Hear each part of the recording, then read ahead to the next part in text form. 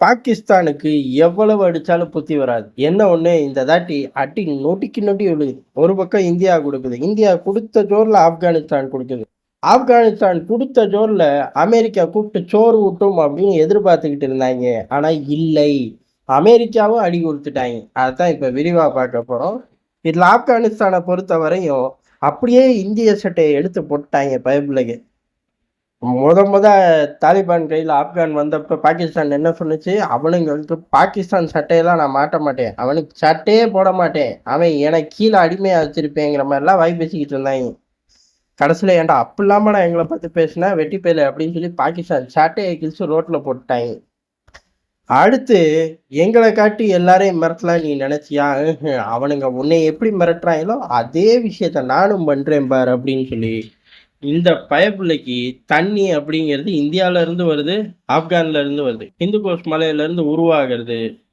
ஆப்கான்ல குணர் நதி வழியா வந்தது பாகிஸ்தானுக்குள்ள போகுது. துருக்கு அணையை கட்டு போ, ஜோலி முடிஞ்சு. ஒரு பக்கம் அவனுங்க கட்டுறாங்க, ஒரு பக்கம் நாங்க கட்டுறோம், தண்ணிக்கு திண்டாடுங்கடா அப்படின்னு சொல்லிட்டாங்க.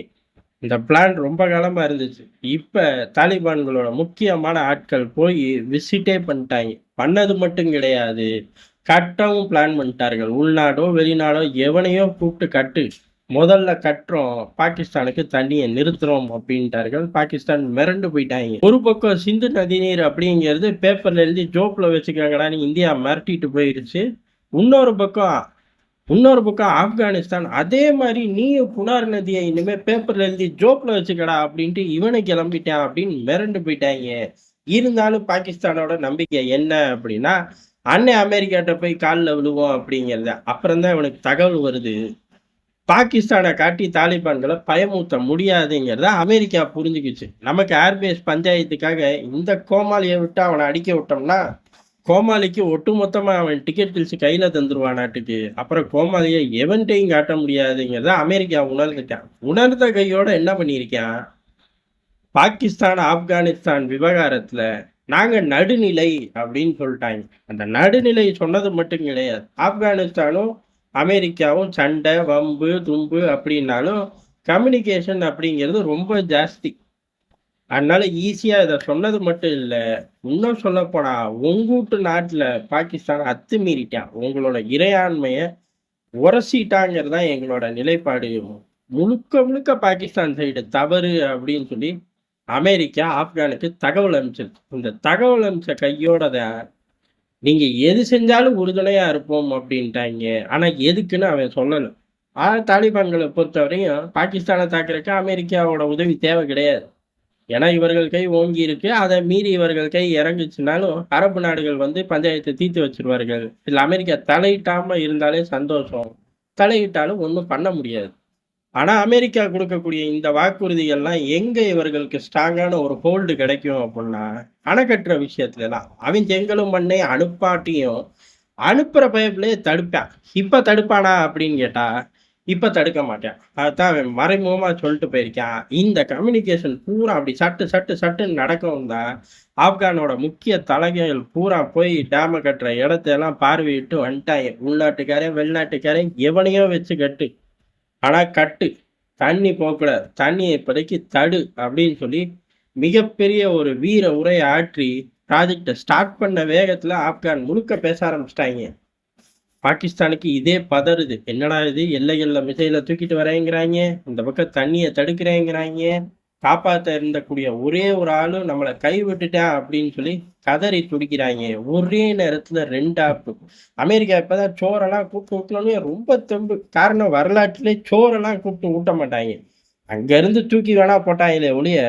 ட்ரம்ப் நான் எல்லாத்துலயும் வித்தியாசமானவன், இதுலயும் வித்தியாசமானவன், 7 யுத்தத்தை நிறுத்தலாம், ஐயாச்சாமி நான் தானே, அதே ஃப்ளோல இந்த விஷயத்தையும் ஹேண்டில் பண்ணாரு. கடைசியில தூக்கி வீசிட்டார். இந்தியா கிட்ட காட்ட முடியாது, இந்தியா உன்னையே அடிப்பான் என்னையே அடிப்பான். சரி ஆப்கானிஸ்தான்கிட்ட காட்டினா உன்னை வெளுன்னு வெளு தெரியுறா, நீ அவனை அடிக்கிறத விட்டு திரும்ப யூட்டர்ன் போட்டு ஏன்ட்டே வந்து காலில் விழுகிற, சமாதானப்படுத்தி வைங்கன்னு அப்படின்னு சொல்லி ட்ரம்ப்புக்கு இப்பதான் புரியுது. புரிஞ்ச கையோட அமெரிக்கா தூக்கி வீசிடுச்சு. தூக்கி வீசின கையோட இந்த பயலுகளை அடிக்கிறாங்க. அடுத்து ஏதாச்சும் ஒரு சேட்டையை கொடுக்க நம்மளும் தூக்கி போட்டு மிதிப்போம். இதுக்கு நடுவுல பாகிஸ்தான் தாலிபான்கள் தினமும் தாக்குதல் நடத்துறாங்க. எங்க இருந்து தான் தாக்குதல் நடத்துறாங்கன்னு தெரியல. அந்த அளவுக்கு வீரியமான தாக்குதல். தினமும் 2 பேர், 5 பேர்ன்னு பாகிஸ்தான் ராணுவத்துக்கு டிக்கெட்ட கிழிச்சு கையில குடுத்துக்கிட்டே இருக்காங்க. ஆசிம் முனீர் அட்ரஸே இல்ல. ஆனாலும் பாகிஸ்தான் ஒரு நாடே இல்லன்னு நம்ம 1000 தாட்டி சொன்னாலும் தப்பே இல்ல. காரணம் என்ன? இந்த மாரி நேரத்துல தான் ராணுவத்தோட பிரசன்ஸ் அதிகமா வேணும். ஆனா இப்பல்லாம் ஆப்சென்ட் ஆயிடுறாங்க. எப்பல்லாம் நாட்டுக்குள்ள ராணுவத்துக்கும், நாட்டோட அட்மினிஸ்ட்ரேஷனுக்கும் சம்மந்தமே இல்லையோ, அப்ப பூரா பிரசன்ட் ஆயிடுறாய்ங்க. இத வித்தியாசம்னு எடுத்துக்கிறதா, இல்ல தற்குறி பயல்கள்னு எடுத்துக்கிறதா அப்படின்னு கேட்டா, முதல்ல அவன ஒழிச்சு கட்டு அப்படிங்கிறது தான் இந்தியர்களோட கோரிக்கையா இருக்கு. டெல்லியும் அத நோக்கி காய்கள் நகர்த்துது. ஆப்கான் விவகாரம் இம்புட்டு வேகமா ரொட்டேட் ஆகறதுக்கு என்ன காரணம் அப்படின்னு, பிராந்திய வல்லரசு இந்தியா அப்படிங்கிறது பாகிஸ்தானுக்கு எதிர். இத மீறி ஏதாச்சும் பண்ணணும் அப்படின்னா, அடுத்த செட்டு சீனாவ நோக்கி தான் போணும். சீனாவ நோக்கி போறதுக்கு அமெரிக்கா சும்மா இருந்துரலாம். அப்ப 2 பக்கமும் பிளாக் இருக்கும்போது, அமெரிக்காவால ஏதாச்சும் சாதிக்க முடியுமான்னு கேட்டா, சாதிக்கிறது கஷ்டம். அப்படியே டைவ் அடிச்சாலும் இந்தியா விடுறதாக இல்ல. அதுக்கு ஒரு நல்ல உதாரணம் தான் ஆப்கான் விவகாரத்துல இம்புட்டு சீக்கிரம் ஜோலிய முடிச்சு தூக்கி வீசினது. காரணம் ட்ரம்ப் அடுத்த யுத்தத்த நிறுத்தின ஐயாச்சாமி நான் தான் அப்படின்னு சொல்ல தயாராலாம் ஆயிட்டாரு. கொஞ்சம் விட்டிருந்தா சொல்லியிருப்பாரு. அதுக்கு முன்னாடியே நம்ம ஜோலிய முடிச்சுட்டோம். இல்ல, இல்ல நாங்க விலகிக்கிட்டோம். எங்களுக்கு அதுக்கு சம்மந்தம் இல்லன்ட்டாரு. ஆனா சொன்னது ட்ரம்ப்பு. 1 மணி நேரம் கழிச்சு வந்து அவருக்கு இந்நேரம் விடிஞ்சு தொலைஞ்சிருக்கும்.